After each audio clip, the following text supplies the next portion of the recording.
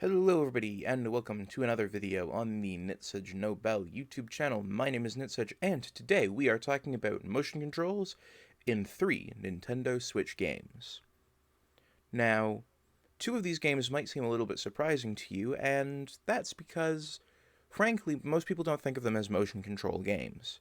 The first is Breath of the Wild, the second is Tears of the Kingdom, and the third is Splatoon 3. You might be wondering why I'm bringing up Legend of Zelda Breath of the Wild and Tears of the Kingdom in a motion control discussion. Of course, why does that happen? Well, a couple of fears have cropped into my head. Some of you might not know about it, but there are in fact motion controls in Breath of the Wild. There are motion controls in Splatoon 3 as well. Some of you may know that, and some of you may not. And I think Breath of the Wild has one of the best implementations of shooter mechanics in any shooter-like game I've seen quite possibly ever. So let's take a quick look at that. So you can see in this scene here, I'm descending into a bokoblin camp. I'm going to draw my bow and fire an arrow at this fire chooch here. He blows up, laying siege to a lot of the stuff around, and with a second shot, I miss, and the third one hits. Most of this is broad correction being made with the stick, and small corrections being made with the micro adjust done on motion controls. This is an amazing way to implement something like motion controls, because it makes it feel so organic. You already know that you should be leaning one of those ways. Your brain already tries to do it. And so I'm going to switch to a fire arrow, and I'm going to hop down and take these guys out. Actually, never mind, no I'm not. I'm going bomb arrow.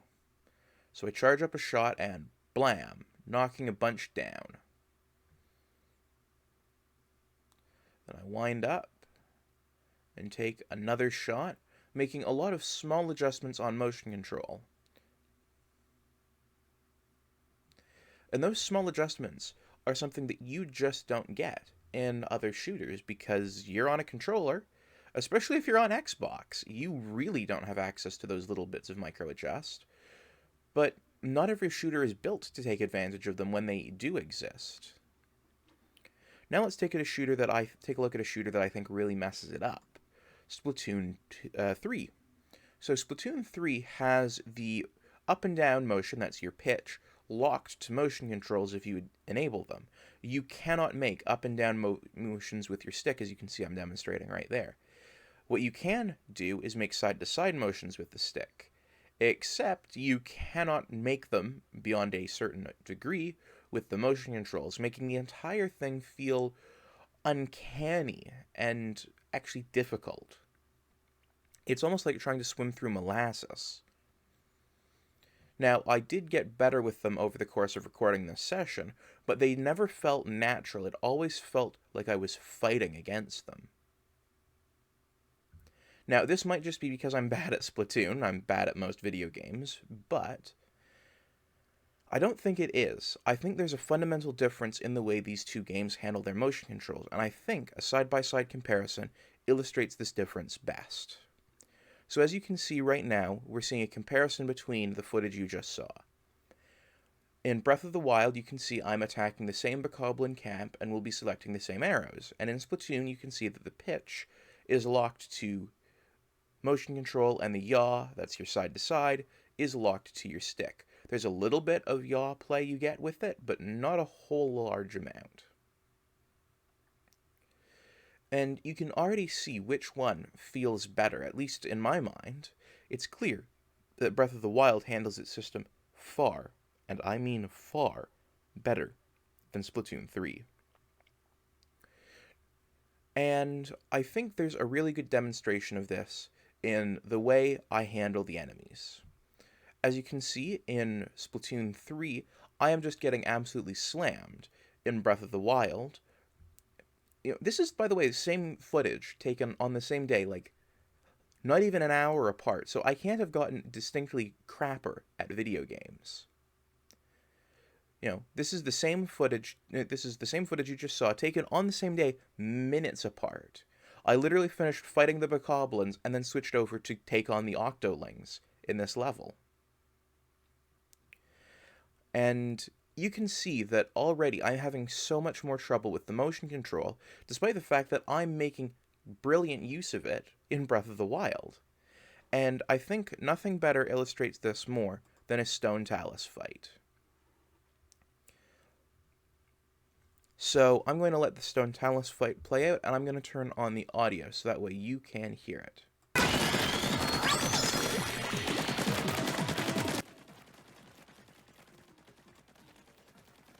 So, I've got the controller in hand, and you might notice that I'm wearing mittens. That's because my hands just look terrible on camera.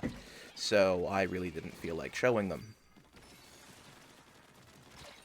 But I'm going to hop off this tower that I spawn at, and I'm going to sail towards the point I just put on the ground, because I can see it. Plus, I know where the Stone Talus is, so I'm not super reliant on where I put the mark. I also know that there is a bokoblin camp, or not a camp, but like a couple of bokoblins, and because it's at night, there will also be some skeletal bokoblins just over this hill, but I'm not too worried about them. What I am worried about is getting some food in me ASAP, and it turns out I did not prep a whole lot of food before doing this, so I am low on health. Deciding against eating the raw meat I can cook for a lot more later on, I fly over these guys and am unbothered by them.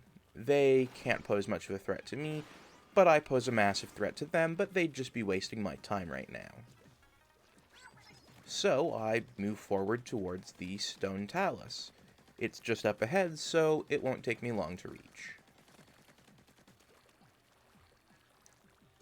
I can already see the clearing, so I begin to sprint towards it, letting my meter recharge before I make the final march.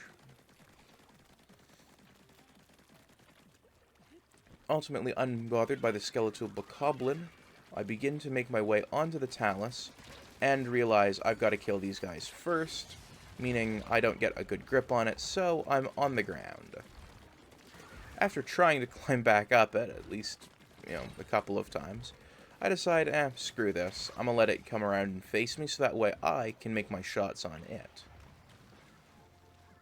The big boulder swings and smashes into the ground, and another big boulder swings and smashes into me. I'm a little bit surprised I got hit by that one, but oh well, the game decided I did. So I charge my arrow up and decide, you know what, I'm going to go with the bomb arrow. Of course, I'm going to flub this first shot, not intentionally, of course, just because I hit the crest on its back rather than its crystal.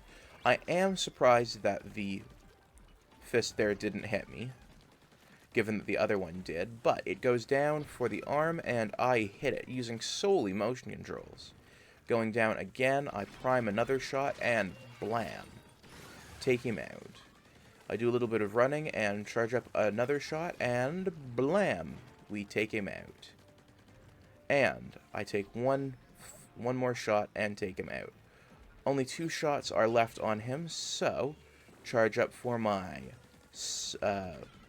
climactic shot, and get ready for the seminal shot. Blam. Taking him down. I think I said those words out of order, but anyway. That is pretty much the end of that footage, so tell me which one you think looks better. I personally think that Breath of the Wild's aim looks a whole hell of a lot better, and I hope Nintendo learns from the lessons that they should have learned from when designing Splatoon 3, rather than the lessons they took away from the Splatoon 3. Thank you all so much for watching, and I hope you have a good rest of your day.